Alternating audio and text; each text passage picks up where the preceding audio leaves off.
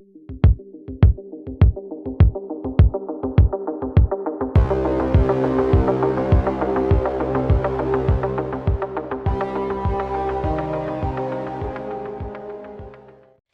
on vous retrouve ce soir pour un nouveau petit format vidéo. On s'était dit qu'on allait faire une playlist dédiée à toutes nos histoires d'horreur, que ce soit d'enfance, adolescence, adultes et même éventuellement les histoires d'horreur de nos abonnés.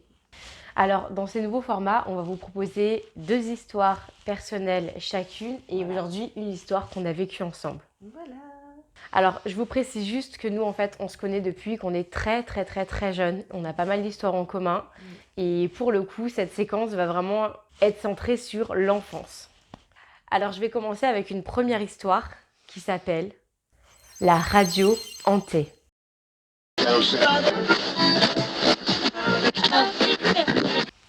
Alors, avant de vous raconter l'histoire, je vous mets un petit peu dans le contexte. Quand j'étais petite, avec ma sœur et ma mère, on habitait toutes les 3 dans un appartement qui était très clairement, sans aucun doute, habité par des entités, une ou plusieurs, je ne sais pas. Je confirme. Voilà, elle est témoin. On a vécu extrêmement, pendant de longues années, beaucoup d'événements paranormaux. C'était un lieu dans lequel on était terrorisés, dans lequel on n'était jamais bien toute seule. Et quand notre maman n'était pas là, c'est là qu'il se passait des choses vraiment terrifiantes. Alors, donc dans cette première histoire, c'est une chose qui s'est plus ou moins passée régulièrement. Pas toujours de la même façon, mais l'histoire de la radio, c'est une histoire qui s'est vraiment répétée pendant de longues années. Alors, pour cette histoire-là, j'étais une après-midi toute seule en train de regarder des dessins animés à la maison. J'avais quel âge ? Je crois que j'avais dans les 7-8 ans. Et en fait, à ce moment-là, la radio s'est déclenchée. Et en fait, dans la radio, il y avait une cassette de Mylène Farmer. Oui. Rien que ça, horrible déjà.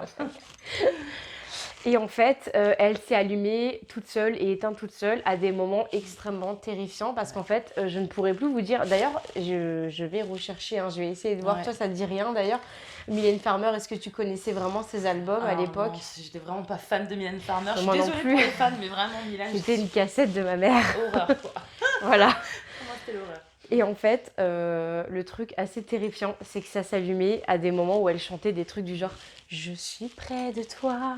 Nana. Et elle chantait comme ça. Alors les paroles exactes, je sais que c'était toujours des trucs qui disaient « Je suis là ». Je suis près de toi ou je t'entends. Elle disait, il y avait toujours des mots. En fait, ça s'allumait avec des mots clés, à des moments clés. Ouais. Alors, on pourrait éventuellement expliquer ça en se disant ah bah ça peut être un bug de la radio. Oui, ça peut s'allumer. C'est tout ça. Voilà. On peut chercher le côté rationnel de cette histoire, mais attendez, l'histoire n'est pas finie.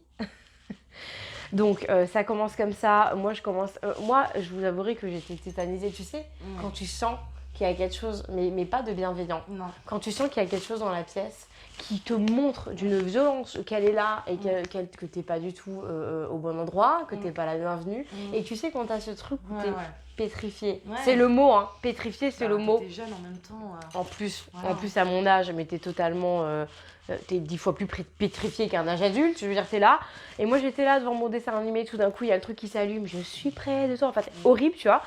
Et donc, ça s'est répété plusieurs fois, donc avec des mots-clés qui étaient vraiment hyper perturbants. T'as l'impression qu'on voulait te parler, en fait. Ouais, franchement, pour moi, c'était carrément fait exprès. En plus, je tiens à préciser que même si ça serait un bug, ça s'est pas du tout, genre, allumé et il y avait une chanson constante. Ouais. Non, ça s'est allumé à nanana, paf. Et après, ça se rallume à un moment qui n'est pas du tout la suite, en fait. Mais ça fait une sorte de phrase quand même, en fait. Ouais, ça disait que des mots-clés qui disaient je suis là. C'était... Pour moi, c'est vraiment le truc qui m'indiquait la présence. Genre, je suis là et je te montre que je suis là. Mais c'était pas bienveillant. C'était pas un truc qui voulait gentiment communiquer avec moi. Mais l'histoire ne s'arrête pas là.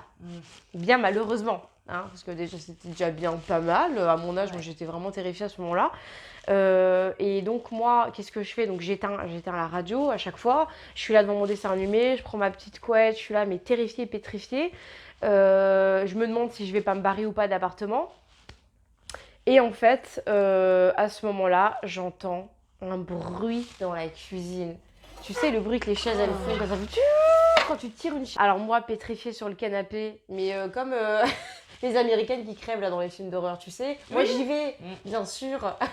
J'ai vraiment peur. Allez, on va essayer. Mais j'étais pétrifiée, mais il fallait que j'aille voir. Ouais. Ce bruit qui avait tuc. Et en fait, je suis allée voir à la cuisine et il y avait les chaises qui étaient tirées, éloignées de la table à manger. Alors là, je suis désolée, je ne peux absolument pas conclure que l'histoire était un bug de radio, vu l'événement qui s'en est suivi en fait. Et à ce moment-là, mais je me barre de l'appartement d'une force. La cuisine était en face de la porte d'entrée. Clairement, j'ai vu ça, j'ai eu un... J'étais choquée. Et en fait, j'ai pris mes clics et mes claques. Je me suis barrée. Moi, j'avais la porte juste en face. Heureusement, on habitait à un endroit où on avait des potes dans le voisin parce qu'on avait une cour partagée.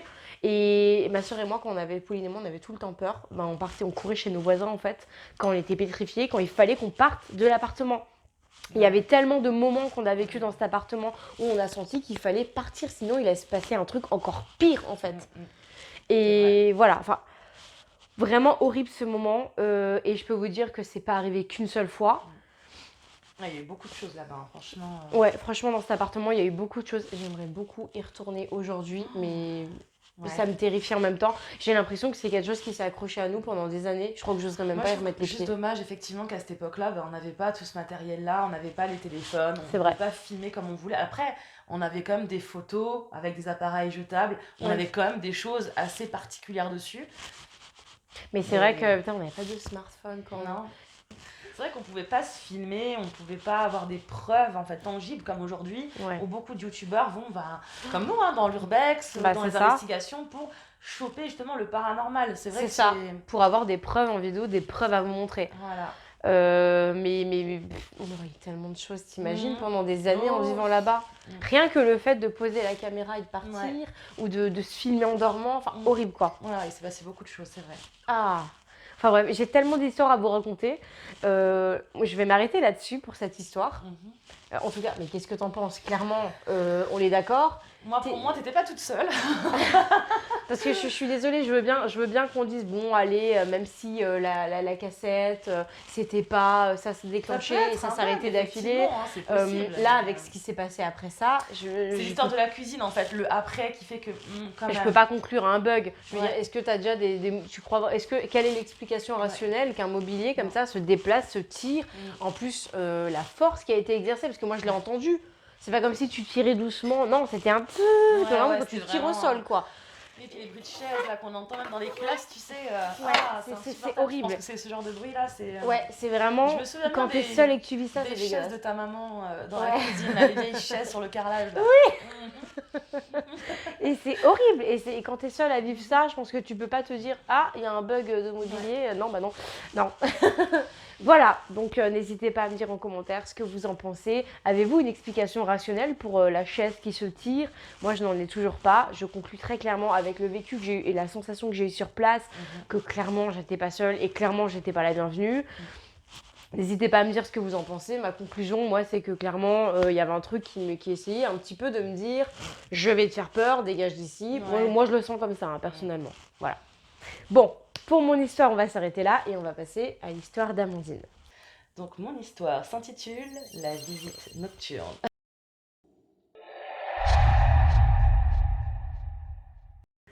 Donc en fait, cette histoire, elle se passe quand j'avais 13 ans. Non, j'avais déjà 13 ans, pardon. Je venais d'arriver au collège, je venais de rencontrer donc... ta sœur et toi du coup.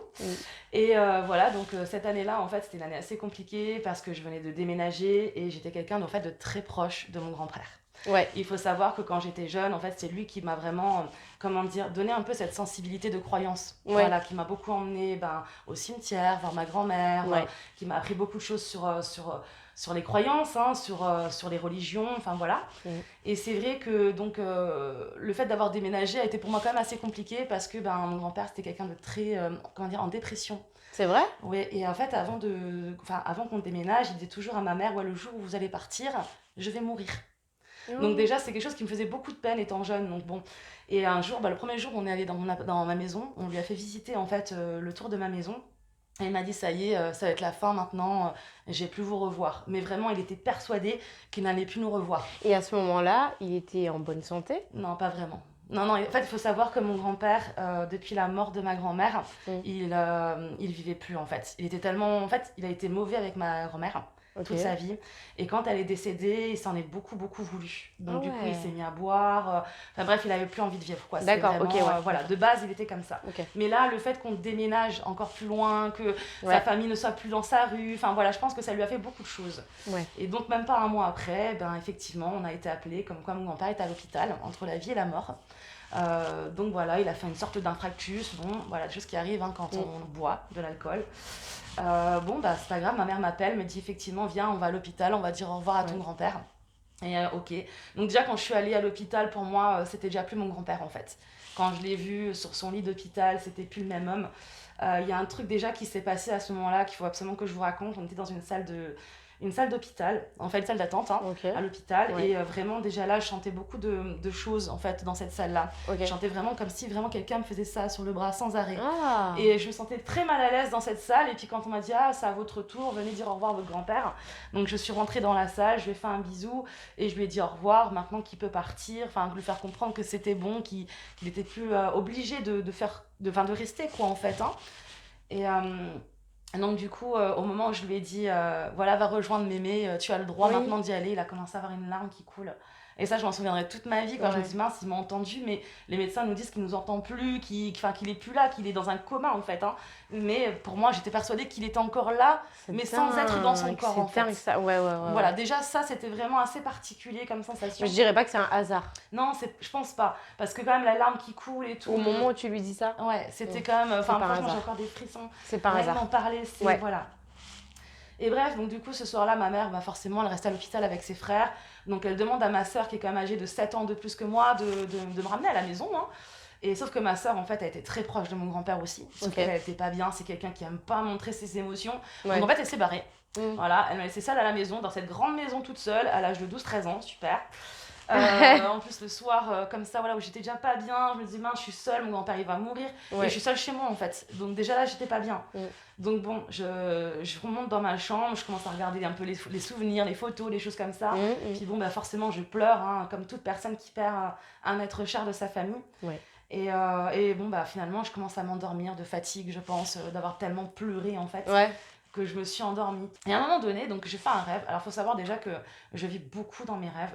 Je fais beaucoup de rêves assez particuliers. Et ce soir-là, en fait, je suis dans une salle d'attente qui ressemble étrangement à celle de l'hôpital.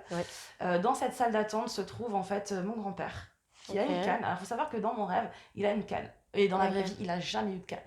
D'accord. Donc déjà, on va savoir pourquoi. Mais je vais vous dire la suite après. D'accord. Donc il avait une canne et il boitait de la jambe gauche. Et je me dis, mince, pourquoi il boite? Déjà, je trouve ça bizarre. D'accord. Donc c'était un peu bizarre. Et du coup, il me dit, oui, c'est l'heure, il faut que je lui dise au revoir. Donc il vient, il m'embrasse sur la joue. Et moi, j'en pleure dans mon rêve, bien sûr, forcément. Et là, je vois ma grand-mère derrière moi. Alors, encore plus, je pleure. Parce que ma grand-mère, j'ai très peu de souvenirs d'elle. Elle est morte quand j'avais 3 ans. Je me souviens, pas très très peu d'elle en tout cas. Et c'est vrai que du coup, je pleure forcément. C'est un rêve quand même assez dans l'émotion. Et donc je lui dis au revoir, il me dit au revoir, il me fait un bisou sur la joue et ça me réveille en fait. Et ça me réveille directement parce que ma joue elle est froide, elle est gelée. Je regarde l'heure, je vois 1h15 et je dis oh punaise, il est tard, je pensais pas m'être endormie aussi longtemps en fait. Parce que pour moi, je pense, je me suis endormie vers les 22h, 23h. Je pensais pas avoir dormi déjà 2-3 heures d'affilée. Et puis là, je me réveille, je commence à dire oh mon Dieu, il était là, dans mon lit comme ça, en train de pleurer. Et d'un coup, je regarde dans le fond de ma chambre dans le noir et là, je le vois. Je le vois, je sais que c'est lui. Et je dis, oh mon Dieu, c'est mon grand-père. Je suis là, je suis comme ça, tu vois. Mais à la fois, j'étais terrorisée. Alors du coup, je fais maman. Je commence à hurler en fait. Je fais maman. Je me dis, il est là. Tu vois, je commence à vraiment. J'en ai des frissons juste d'en parler. Et sauf qu'en fait, ma mère était toujours pas là. Il y avait personne chez moi. Il y avait personne chez moi. Je me suis levée, je suis sortie du lit, mais vraiment d'un bond. Et je dis maman, je regarde dans la chambre des parents, il y avait personne en bas, il y avait personne chez moi, ni ma soeur, ni personne. Bref, j'étais vraiment pas bien, j'ai allumé la lumière, je me suis rendormie, mais au bout d'un certain long moment, il s'est plus rien passé après dans ma chambre, je sais qu'il était là, mais j'étais tellement effrayée en fait que je pouvais plus dormir. C'était trop bizarre. Est-ce que qui aurait redormi tout de suite Donc j'étais vraiment. Moi non plus, j'aurais pas dormi. Exactement, clairement, Moi, ça m'a retourné le vide en fait, ce truc. Et puis bon, je me suis rendormie. Puis à 5h du matin, j'entends le fixe qui sonne. Ma mère qui décroche direct. Et là, je l'entends pleurer. Et là, je dis, ça y est, c'est sûr, il est mort. Ouais. Tu vois, je me dis, et là, ma mère qui raccroche, enfin, j'entends vraiment hurler, pleurer, il est mort, Pépé, il est parti. C'était vraiment une scène horrible, j'en souviendrai toute ma vie. Ouais. Donc, je descends, bref, les escaliers, et là, je la vois, elle est en pleurs, elle me dit, ça y est, il est parti et tout. Donc, forcément, je pleure aussi. Et je lui dis, mais comment ça se fait? Il est mort comment? Qu'est-ce qui s'est passé? Elle m'a dit, bah, apparemment, depuis 1h30, ils essayent de le réanimer. Voilà. Et à 1h15, souvenez-vous, je me suis réveillée. C'est dingue ça. Voilà. Ça, c'est vraiment dingue. Et attendez, un autre truc assez bizarre, assez bluffant, que j'ai demandé quand même à ma mère. Pourquoi est-ce que... Enfin, je lui ai demandé est-ce que Pépé, il avait un problème à la jambe gauche. Parce que je trouvais ça vraiment bizarre que Ouais, je le voyais avec cette canne. Et en fait, il s'est trouvé qu'avant avant qu'il aille à l'hôpital, il devait se faire amputer de la jambe gauche. Et apparemment, il a été amputé, hein, et c'est pour ça qu'il est mort après, en fait. Voilà. Ok. Mais je l'ai su bien plus tard, en fait. Hein. Je l'ai pas su tout de suite, ça. Voilà. Ok, waouh. Waouh. Et donc, c'est vrai que c'est depuis cette histoire, en fait, qu'on va dire que ma sensibilité, elle s'est quand même devenue beaucoup plus forte et beaucoup plus curieuse aussi, je pense. Parce que quand on voit ce genre de choses, alors oui, c'était mon grand-père, oui, j'étais peut-être pas bien, j'étais triste, peut-être que j'ai fait une hallucination, peut-être que mon rêve, c'était juste un rêve de réconfort. Peu importe ce que ça a été vraiment ce jour-là, pour moi, je sais qu'il m'a dit au revoir. Et c'est tout ce qui compte pour moi aujourd'hui, en fait. Ouais. Voilà. Waouh, bah franchement c'est un... Alors, est-ce que tu aurais des détails à me donner quand tu l'as vu Tu l'as vu comment? Est-ce qu'il était dans le noir au fond de la chambre? Est-ce que tu as vu un visage? Est-ce que tu as vu un corps? Visage. Alors j'ai vu un spectre. Pour moi c'était un spectre transparent, mais qui avait le corps humain. Enfin, il avait le visage, il avait le buste, tu vois. Il avait tout. J'ai pas regardé vraiment vers le bas, je t'avouerai. D'accord. C'est vraiment une sorte de mirage. C'est transparent. Mais tu vois que c'est une matière, une sorte de matière qui s'est présentée, mais quand j'ai allumé, qui a disparu en fait. Ah. Tu vois ce que je veux dire? Ouais. Voilà. Mais c'était son visage. Je l'ai vu, son visage. C'était lui, il était là dans ma chambre. Et voilà. C'est un truc. Est-ce que tu as dit à ta mère du coup que tu avais vécu ça la nuit? Qu'est-ce qu'elle a dit? Enfin, je l'ai pas dit tout de suite, je lui ai dit quelques jours après. Okay. Et pour elle, elle est persuadée qu'effectivement, il est venu me dire. C'est vrai? Ouais, elle y croit à fond, elle. Ah, c'est chouette ça. C'est chouette de pouvoir dire. Parce que nous, toute notre enfance, notre maman ne nous croyait pas du tout. Ouais, c'est vrai. C'était un peu plus tu vois. Avec ta mère, c'est vrai. Mais ouais. C'est chouette. Bah, en tout cas, ouais, effectivement. Ouais, c'était une belle expérience. Est-ce que vous avez déjà vécu ça? Avez-vous déjà vu un proche qui est passé vous voir le soir au moment de sa mort? Je suis sûre qu'il y en a sûrement plein d'entre eux qui ont vécu ça, c'est très possible. En tout cas, ouais, quand tu as décrit le rêve, les émotions, le fait que tu sois réveillée en pleurs, je pense que vous connaissez ça aussi. On a déjà vécu ce genre de moment, c'est très, très, très, fort en émotion, ce genre de moment, en fait. Et ça, c'est un truc que tu n'oublieras jamais. Ah non, ça, c'est clair. Jamais. Ok. Allez, histoire suivante. Histoire suivante. Je vais vous raconter l'histoire des objets qui se réveillent.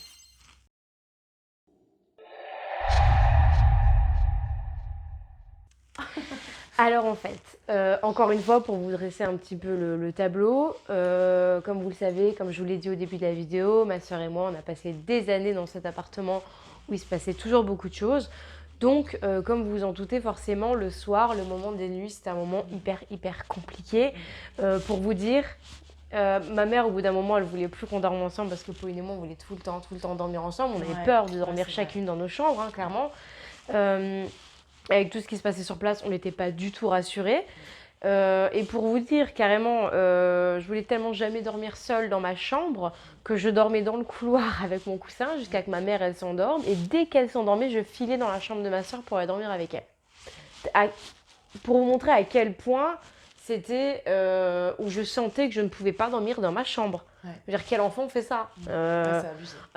On ne s'inventait pas des histoires, hein. C'est pour vous dire, à l'époque, on n'avait pas de films d'horreur paranormaux, etc. Ça n'existait pas, hein, les Conjuring et tout ça. C'est vraiment des choses qu'on a vécues, qu'on ressentait nous-mêmes. Oui, et clairement, il n'y avait pas de films d'horreur à cette époque, non, et puis en ça fait, n'existait pas, c'était pas pareil les films d'horreur à l'époque, c'était pas axé sur le paranormal comme ça, on s'inventait pas d'histoire, on le ressentait de nous-mêmes. Je savais que je pouvais pas dormir dans ma chambre de façon bien sereine, quoi. Même, je veux dire, quel enfant va dormir dans le couloir, s'il vous plaît? Moi, j'avais trop peur de mon couloir, en fait. Donc, alors, pour parler de mon couloir et pour mieux vous dresser le tableau, tu te souviens de mon couloir, Amandine? Dans mon couloir, il y avait une immense tache de sang imprégnée sur le parquet, un vrai bonheur, et ma mère avait mis un long tapis pour couvrir la tâche vu qu'elle s'en allait pas au nettoyage. Hein. C'était fantastique. On n'a jamais su de qui ça venait. Moi, j'ai jamais su le passé de cette baraque en fait. Hein. Je ne sais pas qui était là avant. Bien sûr, à l'époque, ma soeur et moi, on disait vas-y, demande au propriétaire. Il y avait qui avant. Mais ma mère n'étant pas du tout dans la croyance à ce moment-là de ce genre de choses, bah, du coup, n'a pas fait cette démarche, hein, bien sûr. Non, c'est vrai. Voilà. Alors, donc un soir, ma sœur vient dormir dans ma chambre parce qu'elle essayait, elle était vachement solidaire avec moi, Pauline, vu qu'elle partage un peu le même problème au niveau des nuits. Elle aimait pas être seule et elle a quand même beaucoup essayé de me rassurer pour que j'arrive à dormir dans ma chambre. Pour réussir à dormir dans ma chambre, du coup, elle venait avec moi discrètement, elle s'est faufilée aussi dans ma chambre. J'avais un lit jumeau. Et en fait, elle venait dormir avec moi et un soir, on s'est réveillées toutes les deux. On sentait qu'on n'était pas bien, qu'on était oppressés. Et Pauline, elle est venue, donc elle était en bas, elle est venue, elle a fait je suis là, regarde vers là-bas. Et en fait, on a senti comme si on était observé du fond de la chambre. On était dans le noir. Mais tu sais, quand t'es dans ce noir, mais tu aperçois la forme de tes meubles. Ouais. Oh, quelle horreur. Et donc, moi, en face, j'avais une étagère. La classique étagère en bois, où j'avais des espèces de jouets dessus. Et en fait, Pauline et moi, on a senti à ce moment-là qu'il y avait quelque chose en face de nous, comme si quelqu'un nous fixait, comme si on était en danger, sauf qu'on ne voyait pas ce que c'était. Et je sais pas, tu sais, c'est ce genre de moment où même si tu es pétrifié, tu continues à fixer. Tu n'as pas envie, mais tu continues de façon terrorisée à fixer. Parce que tu n'oses même pas tourner le regard. Non. Tu sais, c'est le genre de moment où tu n'as pas envie de voir ce qui est en face, mais tu n'as pas non plus envie de tourner la tête et de louper un truc, et tout d'un coup tu te tournes, tu as l'impression qu'il va y avoir un truc proche. C'est encore pire, tu vois. C'est vrai. Voilà, et en fait, on fixe, le temps il passe, il y a genre 5 minutes qui passent, je crois, et on est comme ça, on n'est pas bien, on sent qu'il va se passer un truc. Et on se l'est dit d'ailleurs, il y a un truc, il va y avoir quelque chose, je le sens. Et en fait, à ce moment-là, il y a un truc qui tombe de mon étagère, mais pas en mode ça tombe parce que ça dégringole, en mode pouf, genre ça tombe en avant, loin de l'étagère. À ce moment-là, on a hurlé, on s'est accroché. On s'est accroché le bras, on est descendu, moi je suis descendue du lit, elle m'a accroché, on a couru de la chambre, on a hurlé et c'était vraiment un moment parmi tant d'autres dans cette baraque et qui s'est passé pour moi un moment paranormal parce qu'encore une fois, un objet il peut tomber de l'étagère par instabilité, comme par hasard le moment où on se réveille, bon d'accord, mais là, qu'il soit carrément propulsé comme si quelqu'un avait fait non. Là, encore une fois, je ne peux pas qualifier ça de normal. Non, en fait. C'est pas normal, effectivement. Voilà, n'hésitez pas à me dire ce que vous en pensez. Moi qui avais des Toy Story dans tes chambres. Ouais, c'est ça, j'y croyais quand j'étais petite. Je sais pas, moi aussi. J'ai vécu la période Toy Story où je surveillais mes jouets. Ah oui, moi aussi. Voilà. J'entendais mes Barbies s'allumer, ou tu sais, les jouets qui s'allumaient tout seuls là. Ah ça arrive beaucoup ça aussi, c'est vrai. Dégueulasse. Pourquoi ils ont inventé ce genre de jouets ? Et donc, pour finir, j'aimerais beaucoup avoir vos avis quand même sur cette histoire. N'hésitez pas à me dire si vous aussi, vous avez déjà des objets qui sont pas tombés par terre, mais vraiment ont été propulsés un petit peu de vos meubles ou quoi. N'hésitez pas à me partager vos expériences. C'est un endroit où quand même on est là pour se raconter nos histoires paranormales. Donc si même une histoire qui n'a rien à voir avec celle qu'on vous raconte, si vous avez vécu une histoire personnelle, partagez-la en fait en commentaire. N'hésitez pas à me les envoyer même. C'est ça. Ouais, ça peut être sympa. D'ailleurs, sachez qu'on va faire une session, sûrement un de ces quatre, je ne sais pas encore quand, sûrement quand on aura assez d'histoires, les histoires paranormales de nos abonnés. Et là, ça serait vraiment chouette qu'on ait des photos et des vidéos qui accompagnent en termes de preuves, en termes de moments vécus, quoi. Donc voilà, en tout cas pour l'instant, n'hésitez pas à nous écrire ça en commentaire si vous-même vous avez vécu des choses. Après tout, si vous êtes là, c'est que vous êtes aussi vous aussi intéressés par le paranormal ou même qu'ils en ont vécu des histoires. Voilà. Donc voilà, pour cette histoire, c'est tout pour le moment et on va passer à la seconde histoire d'Amandine. Donc cette histoire s'intitule « Les 3 coups dans le mur ».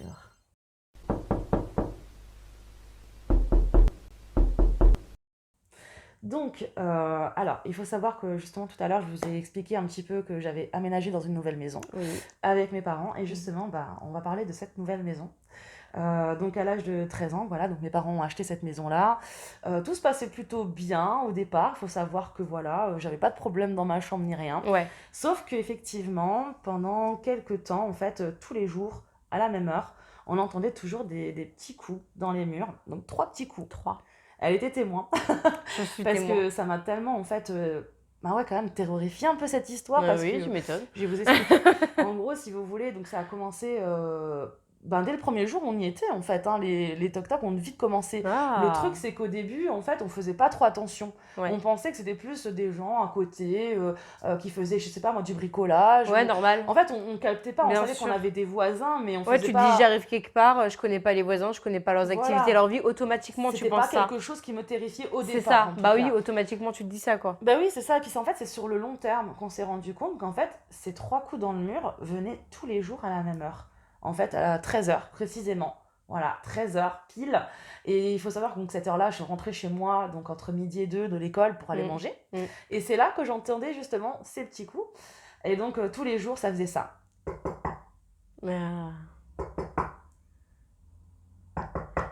Voilà, en gros, ça faisait ça 3 fois tous les jours. Et une fois que ça faisait ça s'arrêtait. Il n'y avait plus rien.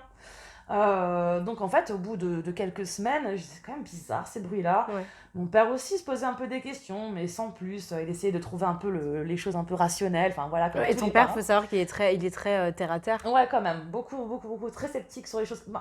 Très il a des croyances, mais je pense que peut-être c'était plus pour nous rassurer qu'il était comme ça aussi derrière nous en fait. Hein. Possible, ouais. Pour dire ouais, vous inquiétez pas, c'est rien, blabla. Puis du coup, je me posais quand même des questions. Et puis donc, après ce qui s'est passé avec mon grand-père, il faut savoir que ça arrivait quand même 1 mois après sa mort. Donc voilà, ça fait déjà 1 mois que j'habite dans cette maison-là.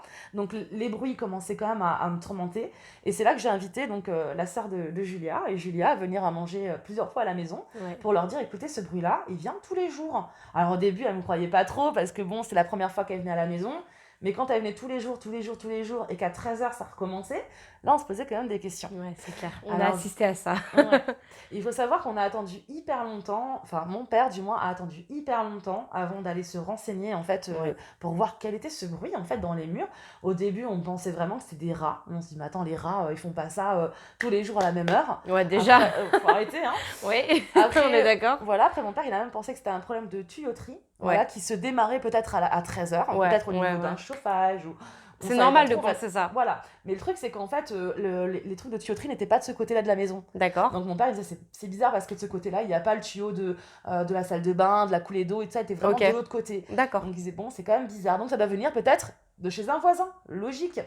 Donc, on va dire, au bout de 2 ans, au moins 2 ans avant qu'il déménage, hein. Au bout de 2 ans, donc il décide quand même d'aller faire un petit tour chez les voisins à côté. Au bout de 2 ans. Voilà, pour essayer de comprendre ce qui s'est passé, parce que au bout d'un moment, c'est long, hein. Il y avait quand même beaucoup de choses aussi dans cette maison, mais bon, on vous racontera ça la prochaine fois. Mais c'est vrai que ça, c'était vraiment le plus gros du truc, et c'est vrai qu'il a mis beaucoup de temps à aller demander, et donc il est allé se renseigner, en fait, donc il est allé de l'autre côté, en fait, de notre cour, pour essayer de voir qui habitait derrière. Il faut savoir qu'il y a des années en arrière, donc c'était, je crois, de 1900, il m'avait dit, 1945 à 1998, il y avait un garage. Il y avait des garages, en fait, de ce côté-là. Et effectivement, en fait, mon père, donc, il est allé voir de l'autre côté, il est tombé sur un voisin qui avait également la même conception de maison que nous, et qui a dit, c'est marrant que vous dites ça, parce qu'il y a quelques années en arrière, il y avait des garages ici. Et il y avait un monsieur, en fait, qui faisait donc du bricolage tous les jours à 13h. Voilà. Sauf que ce monsieur, depuis le temps, je me souvenais plus des détails exactement. Il était mort, ce monsieur, et surtout, il n'y avait plus de garage. Il n'y avait plus de garage, il n'y avait plus rien, en fait. Il n'y avait rien de l'autre côté. Mon père, il a dit, il n'y avait qu'un mur. Il n'y avait rien. Donc, c'était pas possible que quelqu'un tapait dans le mur de l'autre côté. Il n'y avait que dalle. Je confirme. En fait, il y avait une espèce de petite ruelle entre les 2 maisons. Donc, c'était vide. Oui, c'était vide, voilà. Donc... Est-ce que c'était le fantôme de ce monsieur? Je sais pas, qu'est-ce que vous en pensez? Moi, personnellement, encore une fois, si ton père, il avait les plans de la maison, si les tuyaux n'étaient pas de ce côté-là, si vous n'étiez pas des maisons collées ou des maisons bis-famille, et je le confirme, ce n'est pas le cas, effectivement, je trouve pas non plus de solution rationnelle à ça, si, ayant les plans de la maison, il n'a pas déterminé quelle chose mécanique, électrique, peu importe, tuyauterie, pouvait déclencher ce bruit-là. Après, ok, dans une maison, vous allez me dire, une maison, ça fait du bruit, on est d'accord, des fois il y a des craquements, il y a des trucs et tout, mais encore une fois, ça fait pas du bruit tous les jours à la même heure constamment. Nous, personnellement, quand on a assisté à ça, on avait super peur et encore une fois, on avait cette oppression quand on a vu ça, on était là, mais on a senti qu'il y avait, comme s'il y avait un truc, quoi. On ressentait que c'était pas du tout normal. Ce qui était bizarre, c'est que même si ça se passait à 13h de l'après-midi, je vous jure que quand j'étais seule là-bas, je me sentais pas à l'aise. Ouais. En fait, je me sentais pas non plus... Je me sentirais pas bien non Je me plus. sentais pas non plus rejetée de cette maison, Ouais. mais je sentais une sorte d'oppression quand même. Donc je pense qu'on n'était pas seuls dans cette maison. Ouais, bah oui. Et c'est vrai qu'avant nous, il faut savoir que la maison appartenait... Alors on connaissait les propriétaires. Ok. Ils appartenaient en fait à des vieux amis de mon père. C'était des Asiatiques. Ouais. Et eux, ils étaient très très croyants aussi. Donc après, qu'est-ce qu'ils ont fait dans cette maison? Je Ouais. sais pas, hein, mais... Ouais. voilà. Bon, bah en tout cas, moi, mon avis, vous le connaissez. Hein. Encore une fois, je vous ai parlé, voilà, tuyauterie, tout ça. Moi, je pense que ça peut pas être un hasard. Encore une fois, j'étais sur place, moi, je me suis sentie... Après, bien sûr, on peut se dire, quand tu es sur place, si tu as peur, tu peux te créer des ressentis. Ok, mais moi, j'ai vraiment eu, en tout cas, j'ai vraiment eu cette impression que il y avait une oppression, un truc où tu disais, voilà, tu sens qu'il se passe un truc, là, tu vois, à côté de toi. Donc... n'hésitez pas à nous dire ce que vous en pensez. Encore une fois, est-ce que votre maison fait toc toc toc? C'est quoi déjà le truc que tu m'as dit la dernière fois avec Conjuring là? Ouais, tu m'as rappelé ça là. Vas-y. Alors en fait, quand on était en train de se dire qu'on allait vous partager nos vécus, nos expériences, et qu'elle m'a donc reparlé de cette histoire, je lui ai dit non mais attends, là ce que tu me dis là c'est vrai, parce qu'à l'époque ça n'existait pas Conjuring, donc forcément on n'y pensait pas, ça n'existait pas. Mais là je me suis dit mais en fait ça me fait trop penser à Conjuring dans le 1, quand il explique en fait, Ed Warren quand il explique pourquoi ça tape 3 fois, et apparemment ce serait une insulte à la Sainte Trinité en fait. Et en plus on était très croyants, enfin, les gens d'avant étaient très croyants dans cette baraque, hein, ma mère aussi beaucoup. Donc, Ouais, donc il y avait des croix chez toi, hein, il y avait beaucoup de croix, des trucs comme ça. Hein. Peut-être que ça a énervé l'entité présente, je ne sais pas.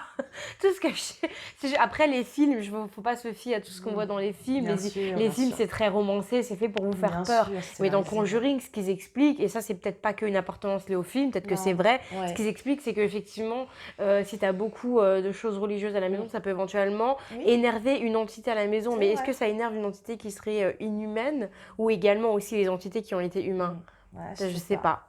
Qu'est-ce que vous en pensez? Je ne sais pas. Il est encore très perplexe par rapport à cette histoire. Ouais, alors, et tu m'avais expliqué justement, son père qui est cartésien de base, effectivement, sur cette histoire, du coup, il avait un peu changé d'avis à ce sujet-là, parce qu'il n'avait aucune explication rationnelle, du coup, pour le coup. Aujourd'hui, on en parle des fois à table, et c'est vrai qu'il dit, effectivement, il a toujours trouvé ça très bizarre, mais... Ouais. Ok, bon, je pense que c'est l'heure de passer à notre histoire. Alors... Cette histoire s'intitule « La séance de spiritisme ».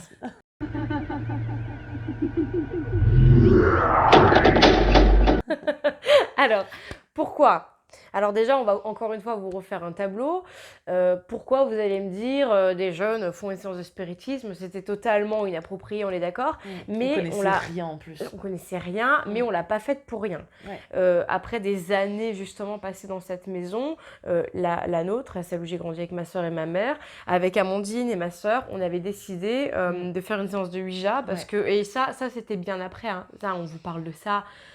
C'était 5 ans après, un truc comme ça, on avait passé des années comme ça dans cette maison à avoir peur. C'est ça. Et quand on était un peu plus grande, je sais pas où est-ce qu'on a appris d'ailleurs, hein, est-ce que c'était une séance de Ouija. Par la suite, bien des années après, on a dû le voir à la télé quelque part. Hein.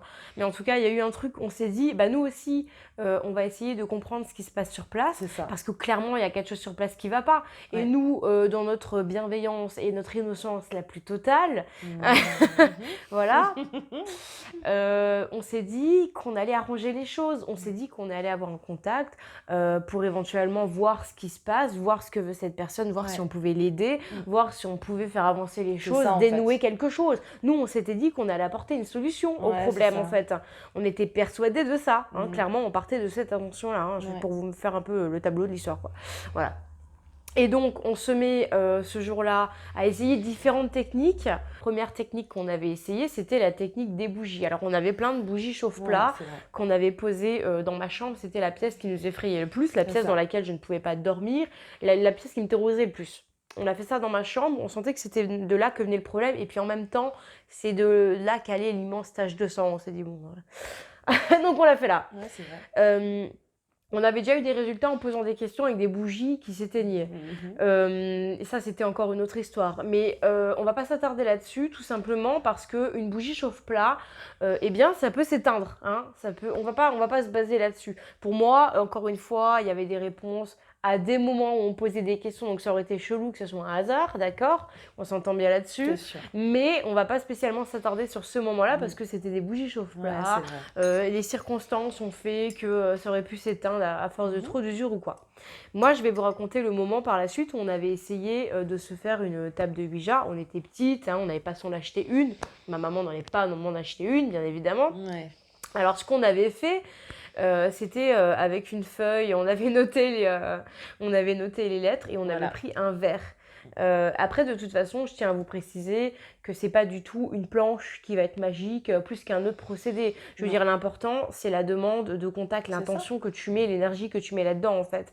Je veux dire, la planche de Ouija, parce que les gens diabolisent à fond la planche de Ouija.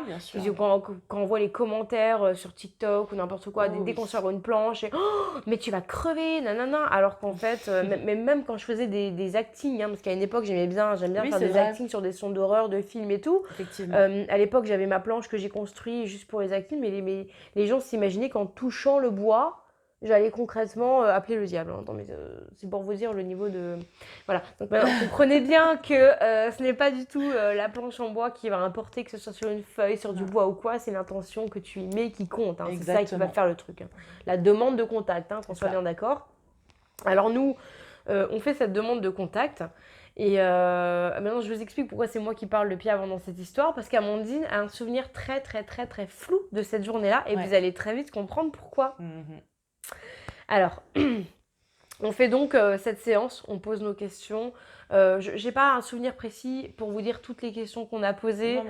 Voilà, tout ce que je peux vous dire, c'est qu'à un moment, on attendait, ça bougeait pas trop. Ça mettait du temps. Moi, je me souviens que ça mettait beaucoup de temps, qu'on n'avait rien au début. Voilà, ça mettait beaucoup de temps, on attendait très longtemps, mais on se sentait très, très, très, très, très, très mal. Déjà, moi, dans ma chambre de base, c'était vraiment un endroit où j'étais pas hyper bien. Non. Mais en plus de ça...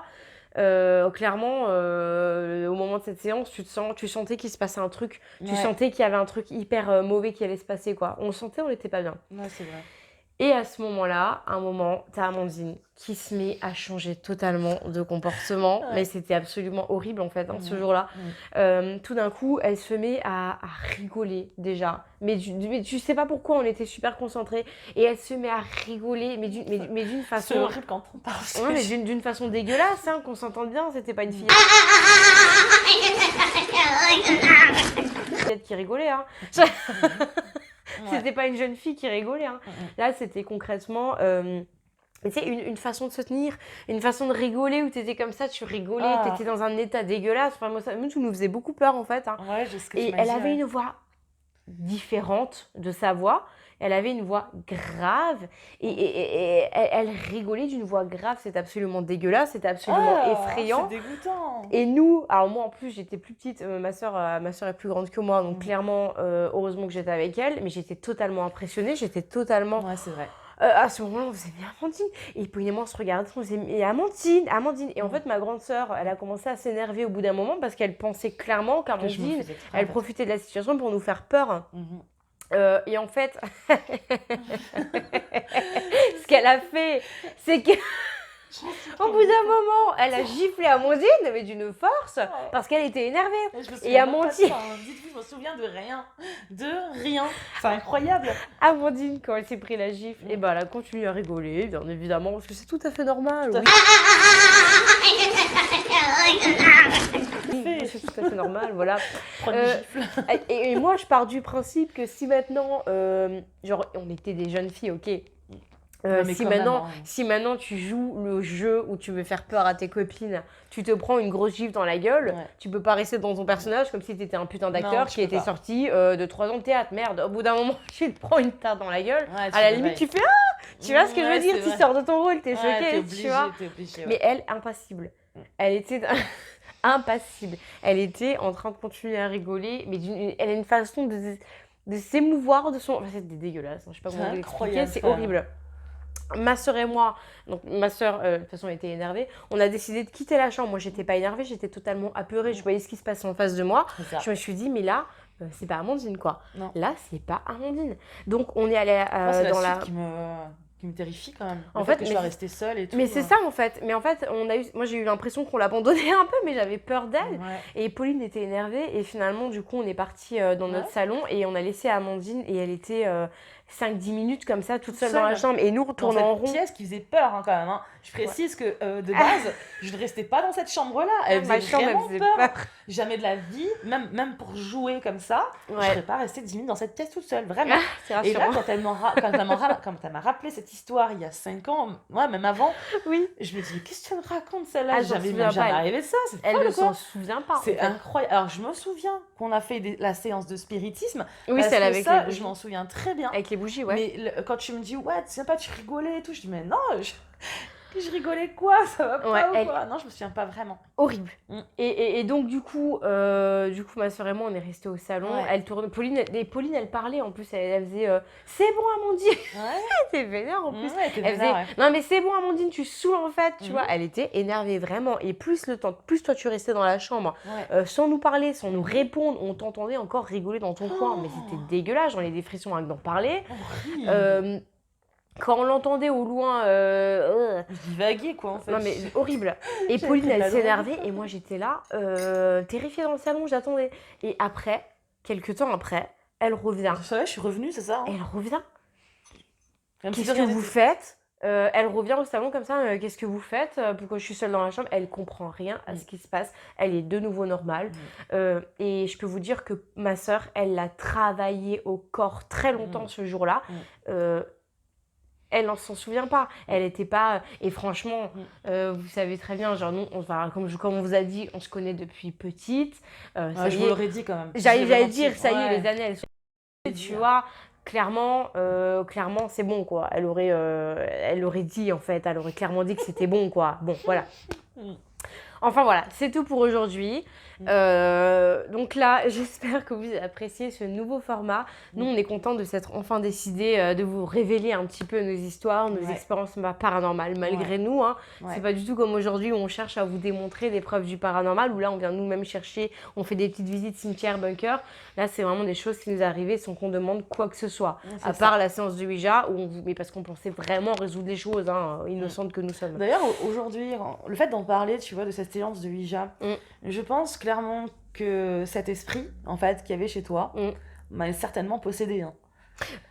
Oui, alors voilà. Là, je suis en train d'y penser encore. On aurait dû appeler cette histoire le cas de possession, quoi. Ouais, parce que je pense qu'il y a eu une sorte de possession quand même. Pour moi, clairement, légère, elle a voulu peut-être... Déjà, de base, on sentait toujours que c'était quelque chose qui était mauvais, qui nous faisait peur, qui nous montrait qu'elle était là. Et je pense que là, ça a juste voulu nous montrer, je fais ce que je veux, en fait. De vous, je fais ce que je veux, je suis de l'énergie. C'est ça. Horrible. Elle s'est servie, en fait, de mon corps, entre guillemets, comme un véhicule, en fait, pour leur montrer qu'en fait, ce qu'elle faisait... Et même si c'était pas super long, ça n'a pas duré toute la journée. Ouais, c'est ça.